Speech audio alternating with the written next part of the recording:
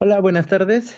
Vamos a dar inicio a nuestro tema de hoy, un tema pues muy apasionante, interesante en el mundo de la gastroenterología, lo que es pancreatitis aguda. Quisiera corroborar si está correcto el audio, se ve la imagen para continuar. Sí, sí, la escucho, doctor, y sí se ve la imagen. Perfecto.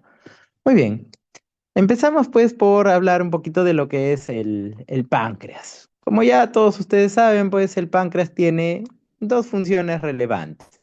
Una es una función endocrina, la cual pues nos ayuda en el tema de lo que son las hormonas por los islotes pancreáticos, esto es lo que vemos aquí coloreado de un color morado, las cuales van a secretar estas enzimas hacia lo que es el torrente sanguíneo. Un segundito para ponerles por aquí un puntero láser, aquí. Entonces esto va a ir hacia los vasos sanguíneos y es como funcionan pues el tema de las hormonas. ¿Qué hormonas las más conocidas? Pues las células alfa, las células beta, las que tienen que ver con la insulina, el glucagón, somatostatina. Pero en esta oportunidad nos vamos a centrar más en lo que es la función exocrina, la que es el ácido pancreático, donde estas pues, van a secretar sus enzimas a través de pancreáticos hacia los principales, que es el conducto principal accesorio pues, de Saurini. Dentro de las más conocidas de las enzimas pancreáticas tenemos a la tripsina, la lipasa y la asa. Un poquito de fisiopatología para que nos quede muy claro. Saber o recordar que estas enzimas pancreáticas no se activan dentro del páncreas, ya que al ser pues enzimas que digieren proteínas, pues estarían digiriendo pues al propio páncreas. Es por eso que se crean como proenzimas osimógenos, los cuales se van a ir activando de acuerdo a una cascada. El primero en activarse es el trixinógeno, ya que se activa por medio de la enteroquinasa en la luz intestinal. Quiere decir que dentro del ácido pancreático está inactivo. Recién se activa en trixina en luz intestinal, o sea, cuando se ha secretado por medio de la papila hacia el intestino delgado. Saber que dentro del ácido pancreático se puede dar esta activación. Se da en mínimas cantidades, pero hay unos mediadores que nos ayudan a inactivar estas activaciones, pues, extraintestinal, o sea, en el ácido. Estos mecanismos son los que nos protegen de una pancreatitis per se, de que en cualquier momento pues empecemos a generar una pancreatitis. Pero estos mediadores o mecanismos de autoprotección suelen ser insuficientes cuando hay afectaciones específicas. ¿Cómo qué? Como que tenga un aumento de la presión intraductal porque hay algo que me obstruye la salida del conducto pancreático, ya sea un tumor o ya sea pues un cálculo justo en la parte distal del colédoco que no permite que pase el flujo pancreático.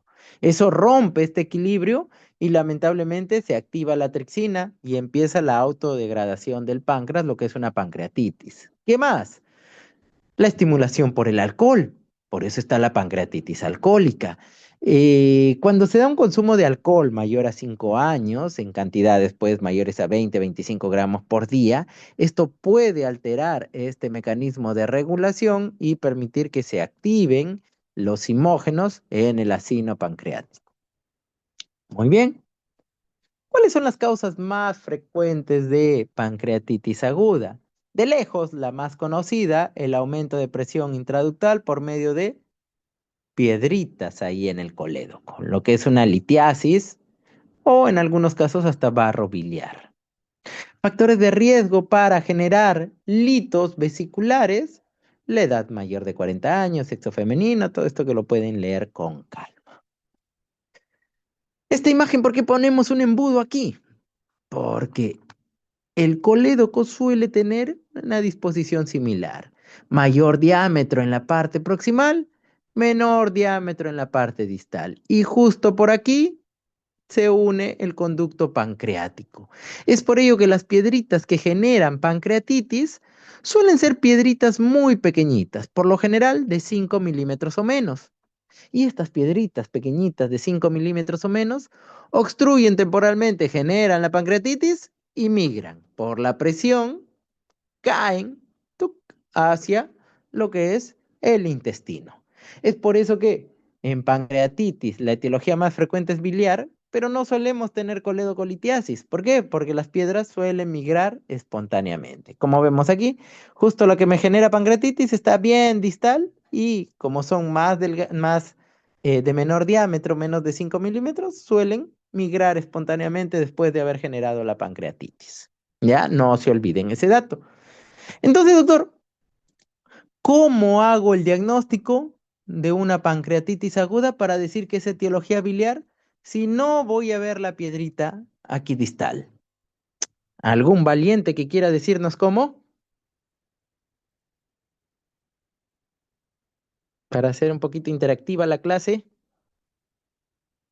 Parece que me esperaron mucho, no hay nadie.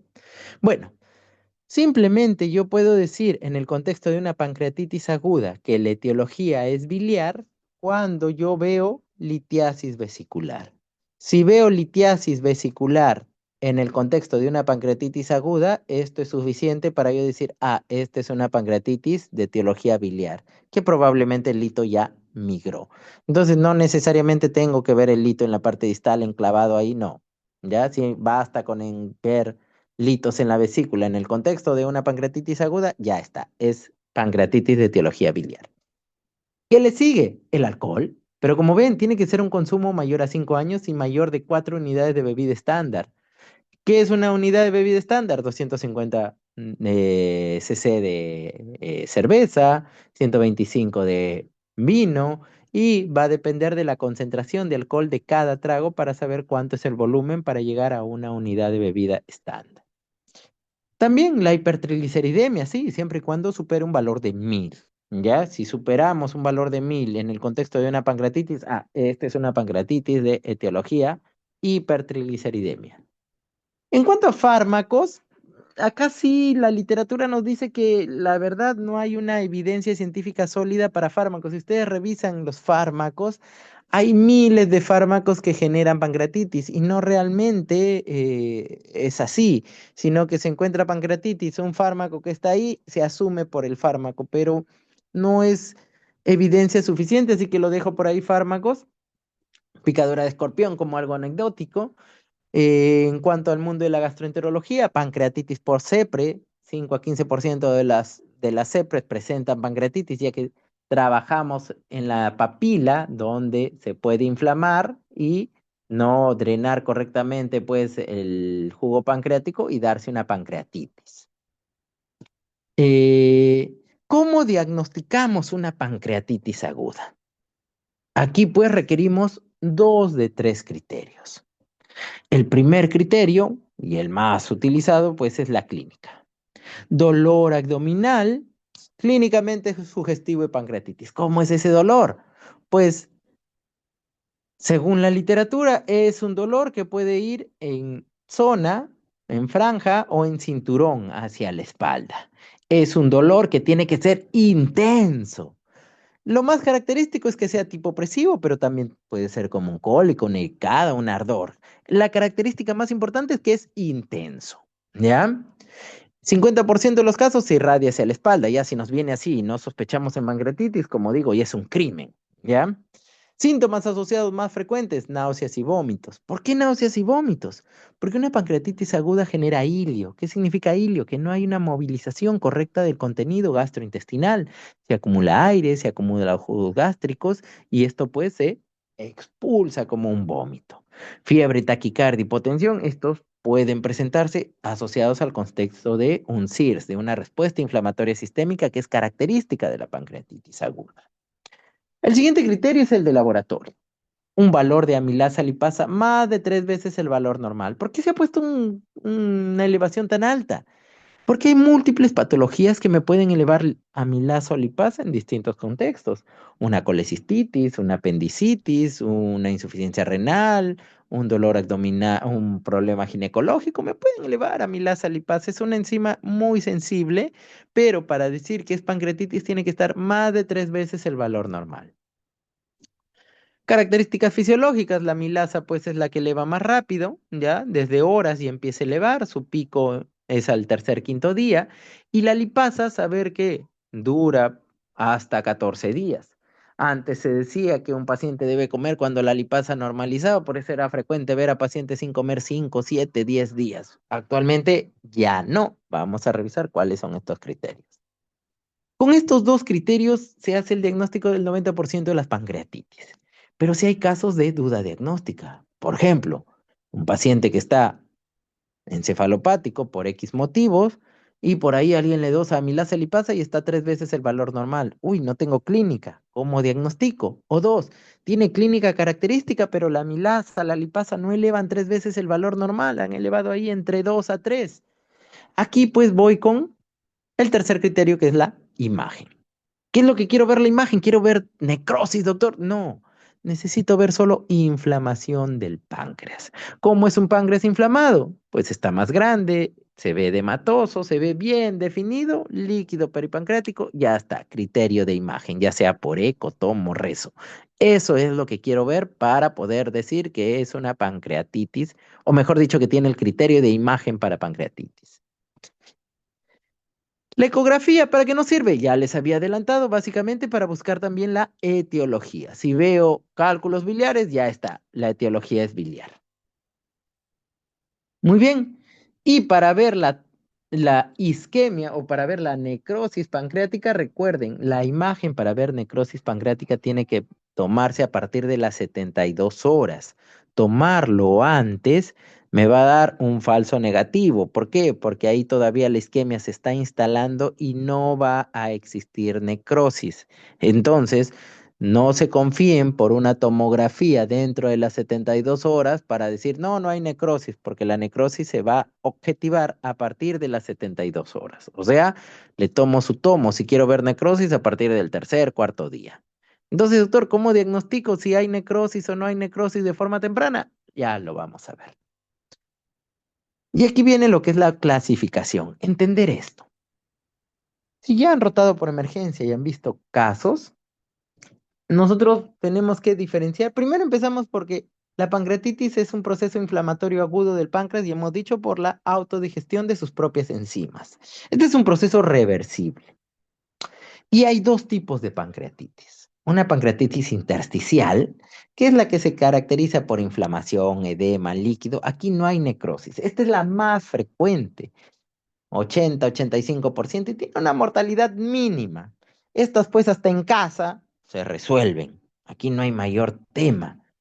¿Dónde va nuestra necesidad a identificar las pancreatitis necrotizantes? Porque estas sí se mueren. Tienen una mortalidad de 20 a 40% en centros especializados.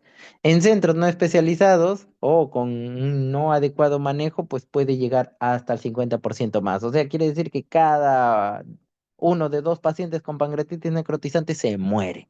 Es por eso que es importante identificar la necrosis. Lamentablemente, por imagen la identificamos a partir del tercer día, cuando el daño ya está hecho, no hay mucho que podamos hacer.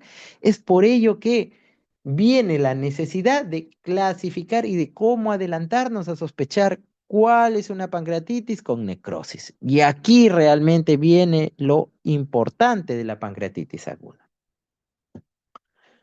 Entonces, a esto es lo que nos vamos a adelantar en las 48 a 72 horas. O sea, cuando ya tengo la imagen, pues ya, si el daño está hecho, ya no hay mucho que voy a ayudar. Y para esto nos vamos de algunos criterios: las fallas de órgano y las complicaciones locales para poder clasificar. Y para sospechar severidad, los famosos signos de alarma y los score pronósticos. Si han revisado literatura antigua, antes se clasificaba con el APH, con el Ransom, pues esto ya fue. Estos no sirven para clasificar, sino simplemente para predecir severidad. ¿Y cómo es esta clasificación? Utilizamos la clasificación de Atlanta, ¿ya? La cual nos dice que Si no hay ninguna falla de órgano, es leve. Si hay una falla de órgano que resuelve en las 48 horas, es moderada. Y si hay una falla de órgano que persiste más de 48 horas, es severa. ¿Cuáles son o para qué es importante esto? Para el manejo y la hoja de ruta. Si es una pancreatitis leve, calma, manéjenlo en sala de hospitalización. No pasa nada, que le den visita una vez al día, perfecto. Si es una moderada, cuidados intermedios. Pero si es una severa, tiene que ser manejada en unidad de cuidados intensivos. ¿Cuáles son esas fallas de órgano? Renal, respiratorio y cardiovascular. ¿Qué doctor no falla en otros órganos? Sí, pueden fallar otros, pero sí o sí van a fallar estos tres primero en una pancreatitis. Es por eso que son los tres órganos que debemos verificar al ingreso y a las 48 horas. Verificar que no haya una creatinina mayor de 2, que el PAFI no baje de 300 o que la presión arterial no caiga de 90 a 60. Si quieren ser un poquito más académicos, lo hacen por escalas, el índice de Marshall modificado, si hay más de 2 puntos, que es básicamente lo mismo que está arriba. ¿Cómo diferencio transitorio de persistente, doctor? Pues por el tiempo. Si al ingreso, por ejemplo, tengo una creatinina que está en 2 y para las 48 horas ya, doctor, está en 1, perfecto, se resolvió. Esta es una falla transitoria.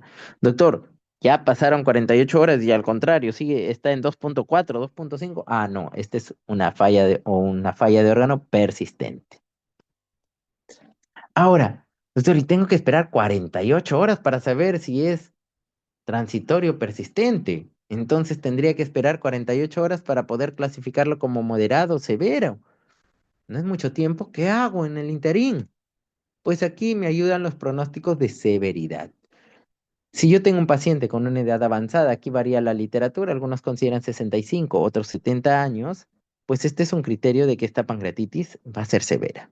Si el paciente es obeso y MC más de 30, esta va a ser severa.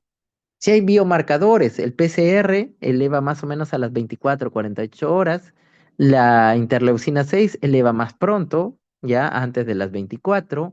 Si hay una caída o una hipocalcemia, si hay un control de hematocrito que está, o mejor dicho, una concentración de hematocrito mayor de 44%, o la urea está elevada mayor de 48, estos son los biomarcadores también que me pronostican severidad.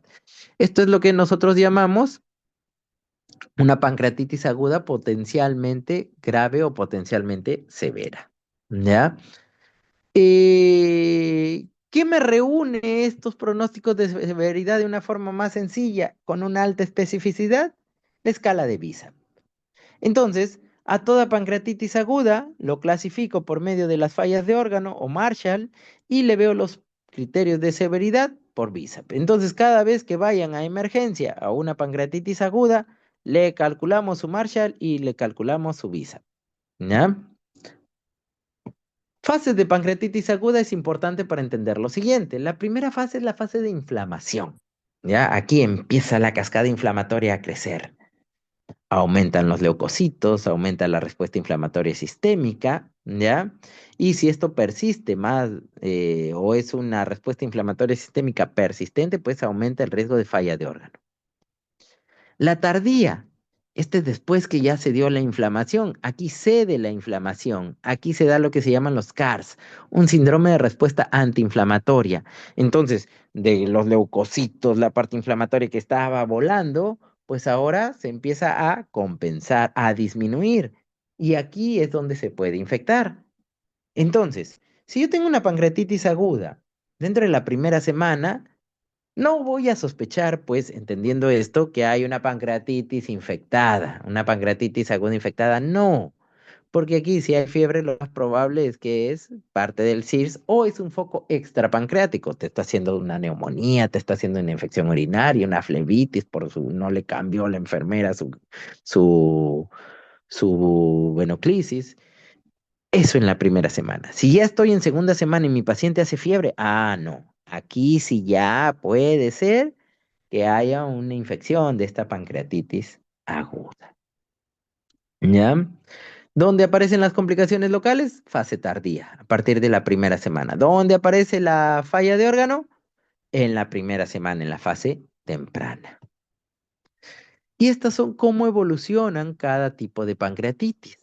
Una pancreatitis intersticial quiere decir que no hay necrosis, me puede generar líquido, ya líquido alrededor del páncreas, como vemos aquí. Puede haber líquido peripancreático, el cual a partir de la cuarta semana se puede coleccionar y esto es lo que llamamos un pseudoquiste pancreático.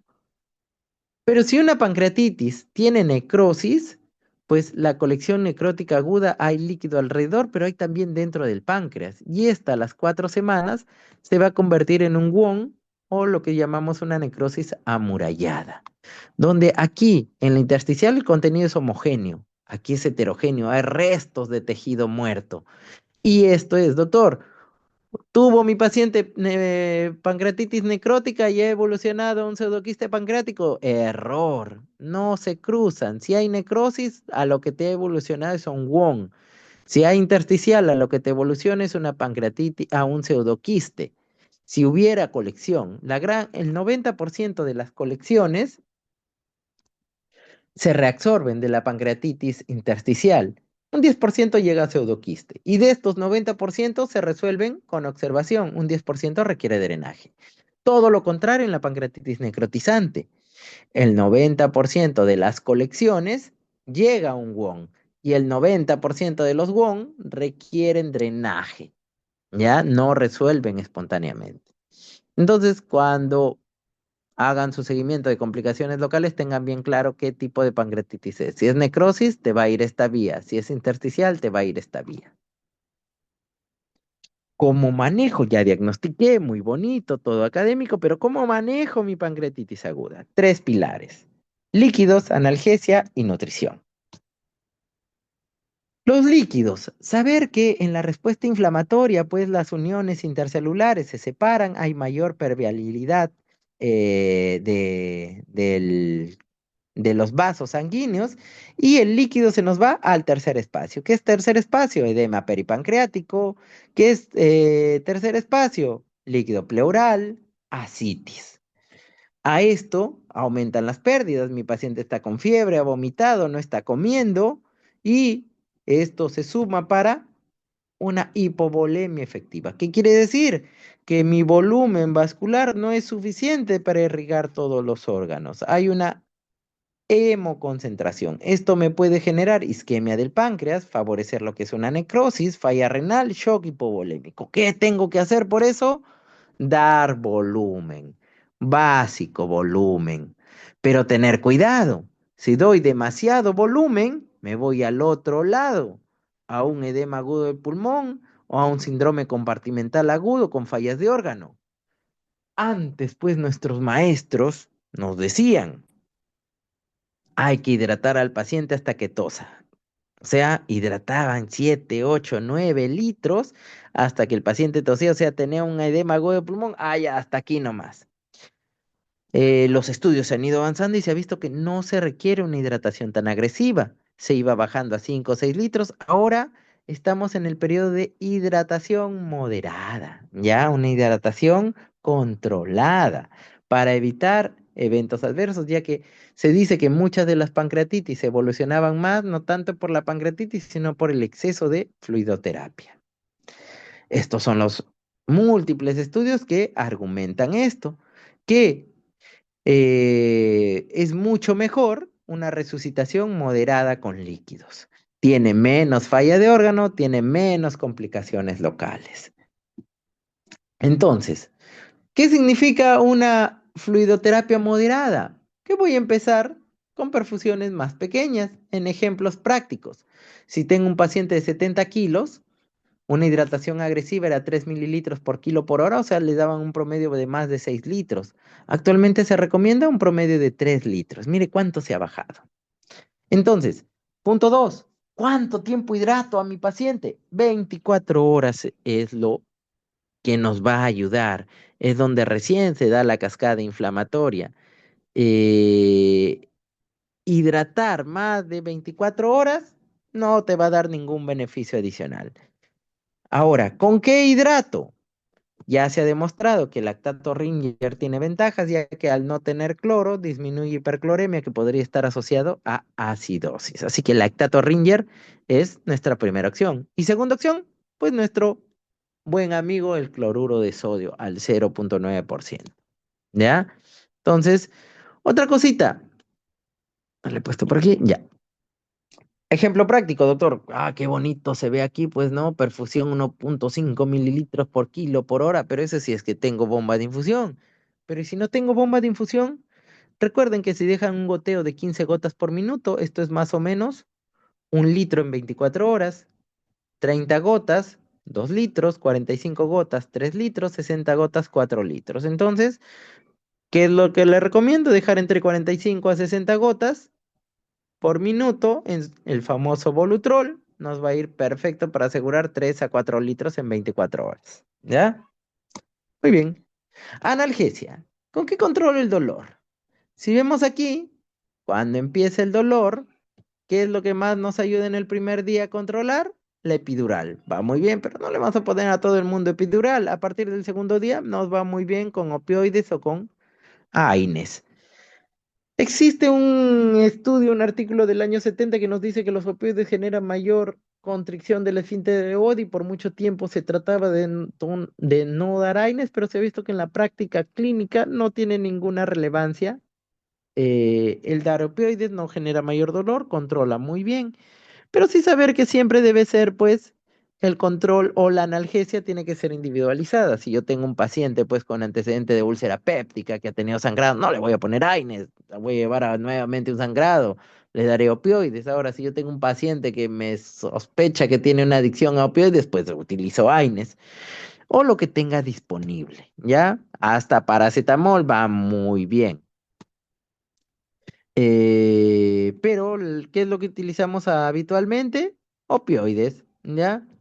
Utilizamos por lo menos en 2 de mayo, utilizamos tramadol, lo mezclamos con un procinético, ya que el tramadol genera un poquito de enlentecimiento gastrointestinal y más aún la pancreatitis que me da hilio. Por eso que ponemos un procinético, tramadol con metoclopramida, mezclado con cloruro, va perfecto cada 8 horas. Y si no, le agregamos un AINE, pues, ¿no? Nutrición. En nutrición, pues, antes nos decían que descanso pancreático, NPO por 5 días, una semana. Actualmente, la evidencia nos dice que la teoría o la tendencia es el intestino estimulado. Alimentación temprana mejora mucho los pronósticos. ¿Cuándo yo puedo decir que mi paciente con pancreatitis ya puede comer? Si hay una disminución al 50% del dolor o ausencia del dolor, si tiene apetito o tiene ruidos hidroaéreos. ¿Cómo tiene ruidos? Pues lo escucho con mi esteto o pregunto si está eliminando flatos. ¿Ya? Si tiene estos 3 criterios, empezamos la alimentación.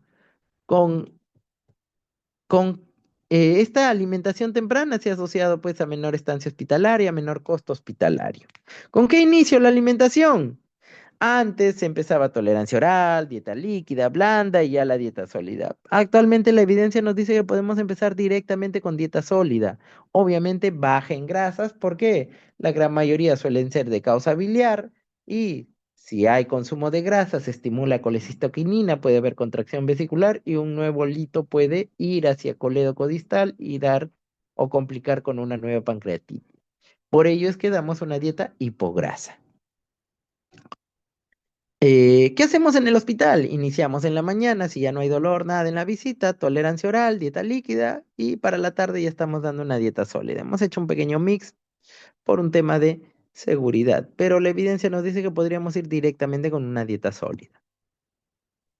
Ahora, ¿qué será mejor, la nutrición enteral o parenteral? Si mi paciente, doctor, no tiene estos criterios, ya voy por día 3, día 4, no lo voy a dejar sin comer, tengo que darle nutrición. Ya la evidencia es muy clara que la enteral es lo mejor, o sea, sonda. La pregunta aquí es, ¿sonda nasogástrica o sonda nasoyeyunal? Se ha visto que no hay ninguna diferencia entre nasogástrica y nasoyeyunal, excepto si hay compresión. Por ejemplo, si tengo una colección muy grande que me está presionando, pues justo la segunda porción duodenal, aquí sí, nasoyeyunal tiene la ventaja. Un pequeño algoritmo para nutrición. Empezamos hasta el tercer día, hasta las 72 horas, intentar nuestros tres criterios. Que haya disminuido el dolor, que haya apetito, ruidos y dolores. Imaginemos que no se cumple. No tiene apetito el paciente, o persiste el dolor, o no ruidos hidroaéreos. Ya, doctor, estoy en el tercer día. Para el cuarto día, inicio nutrición enteral. ¿Hasta cuándo inicio? Eso va a depender que aparezcan estos mismos tres criterios. Me puede aparecer el cuarto día, el quinto día, pues si ya aparece, pruebo, tolera vía oral, quito la sonda. Una vez que pongo la sonda, no que lo voy a dejar 2 días, 3 días, una semana, no. Lo puedo dejar hasta horas, siempre y cuando mi paciente cumpla los criterios y sigo con vía oral. Ya dijimos, sonda nasogástrica. Si no tolerara, porque hay una obstrucción, hay algo, pues voy con la sonda nasoyeyunal.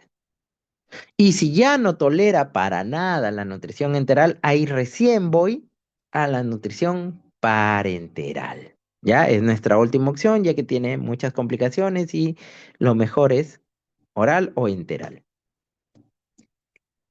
Un poquito de las complicaciones, lo que les había hablado. Una pancreatitis intersticial, 90% se reabsorbe, 10% progresa y de los pseudoquistes, 90% se reabsorbe y 10% requiere drenaje. En cuanto a la necrosis pancreática, es todo lo contrario. Conclusiones para llevar a casa. Pancreatitis aguda es una enfermedad bastante frecuente y tiene una importante morbimortalidad. Si es una pancreatitis necrótica, recuerden hasta 40-50% de mortalidad. Siempre las pruebas de imagen solo las vamos a pedir para diagnóstico si no puedo diagnosticar con mi clínica y laboratorio. La etiología, tan pronto como sea posible, es ecografía siempre para ver si hay litiasis vesicular. Buscar, una vez diagnosticada la pancreatitis, inmediatamente fallas de órgano, predictores de severidad. Fluidoterapia moderada, ya estamos quedando, máximo 3 a 4 litros en un día. Manejo de analgesia individualizada, con opioides les puede ir muy bien, con tramadol va perfecto, ¿ya? Y si no, con AINES también va bien. Y la nutrición temprana. Dolor, ¿cuánto le duele? Le dolía 10 al inicio, ¿cuánto le duele ahora? Ah, ya 5, 4, perfecto, cumplió criterio. ¿Tiene apetito? Sí. ¿Está eliminando flatos? Sí. ¿Hecho de posición? Ya más. Inicia en vía oral, ¿ya? Si no se puede, enteral máximo al cuarto día. Y si ya no se puede, 3 días intentando, ya estamos en séptimo día, para enteral. Muchas gracias. Eso ha sido todo por el día de hoy. Estamos abiertos a las preguntas.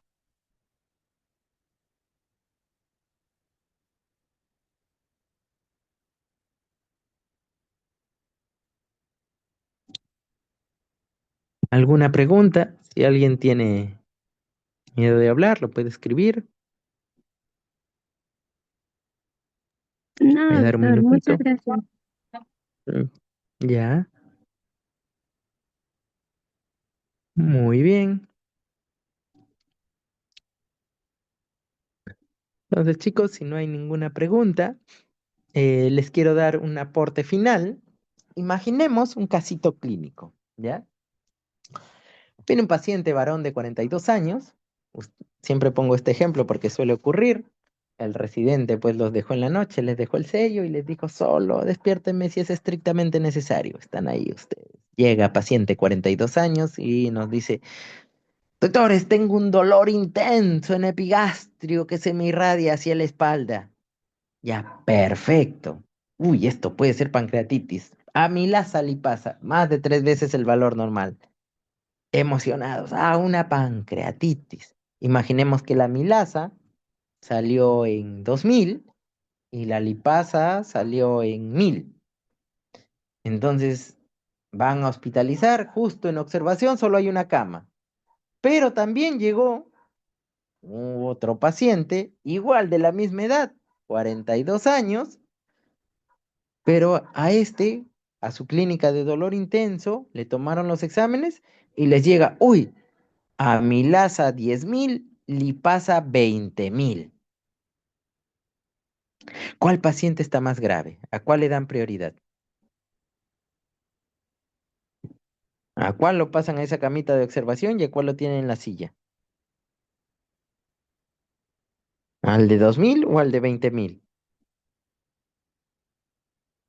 ¿Algún valiente?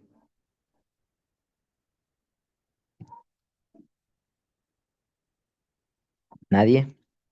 Bueno, esta es una pregunta con trampa. ¿Por qué? A ninguno. Esos solo nos sirven, amilasa y lipasa solo nos sirve para diagnóstico. ¿A quién le daría prioridad? A la clasificación. Tendría que pedir creatinina, medir la presión arterial, medir la función respiratoria, ¿ya? Un AGA, y con eso decidiría si alguno tiene falla de órgano, a ese le doy prioridad. Dos, si ninguno tiene falla de órgano, pues a los predictores de severidad, ya hemos hablado, obesidad, rigidez abdominal, trastorno de sensorio, le aplico el BISAP. Si alguno de ellos tiene pronósticos, ese sería el principal porque tiene más riesgo de complicarse. Pero amilasa lipasa, recuerden, solo nos sirve para diagnóstico, ¿ya? No para clasificación. Oye, ¿alguien contestó? Me emociona. A ver. Excelente, Fernanda. Justo lo que estábamos hablando. La lipasa y la amilasa no nos determina severidad, solo sirve para diagnóstico. Muy bien. ¿Alguna duda, pregunta adicional? Hay miles de preguntas en pancreatitis. Si hay, podemos seguir hablando ahora. Si no hay, pues lamentablemente terminaremos aquí. Ha sido un gusto y un placer, chicos, haber compartido con ustedes este hermoso tema de pancreatitis aguda y sería todo por el día de hoy. Cuídense mucho, nos vemos en las rotaciones.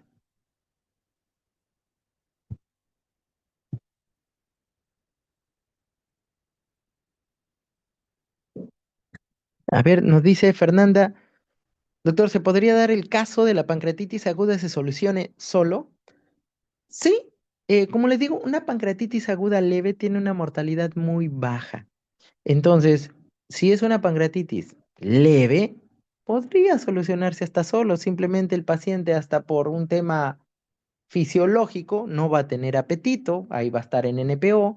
Sería ideal que reciba hidratación endovenosa, pero si no, y es leve, esto no sería suficiente para generar falla de órgano y mejoraría. Obviamente que si lo hidratas, miren, una pancreatitis leve bien hidratada, hasta en horas puede resolverse. Nosotros hemos tenido casos en el hospital que viene hoy día en la mañana el paciente, le diagnosticamos pancreatitis aguda, lo hidratamos, para la tarde o para el día siguiente ya está comiendo, ¿ya? Así que una pancreatitis leve es muy fácil de manejar. Por eso no se deben preocupar, ustedes deben preocuparse más por identificar las necrosis, o sea, las fallas de órgano y los criterios de severidad. Es ahí donde va a ser más útil nuestra intervención porque vamos a evitar una muerte. ¿Ya? Pancreatitis aguda lo van a manejar muy bien, ya les di todos los tips, así que son muy fáciles de manejar, pero no se queden en manejar solo las leves, sino identificar pues cuáles son moderadas o severas.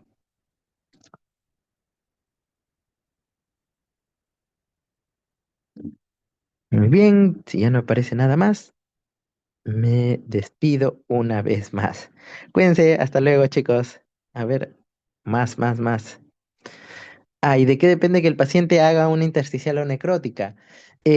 Muchos factores. O sea, si no hay una adecuada hipoperfusión, la inflamación es más intensa. Si el paciente es obeso, eso juega roles para que mi paciente haya necrosis. No hay una regla de oro estándar como para decir, esto me va a llevar a necrosis, definitivamente no. Por eso se maneja con criterios de severidad. Y ese es justo nuestro trabajo, identificar esos criterios de severidad para buscar activamente fallas de órgano. Si no hace falla de órgano, bien, ya cumplimos. Este paciente tenía muchos criterios de severidad, lo he seguido, ya pasó 48, 72 horas, no me ha hecho falla de órgano, ya no me va a hacer falla de órgano. Perfecto, fue una leve. Muy bien. ¿Ya? Entonces, eso es lo que quiero que se quede de nosotros, de esta clase, perdón. Está muy claro cómo vamos a hacer los diagnósticos, cómo vamos a hacer el abordaje inicial.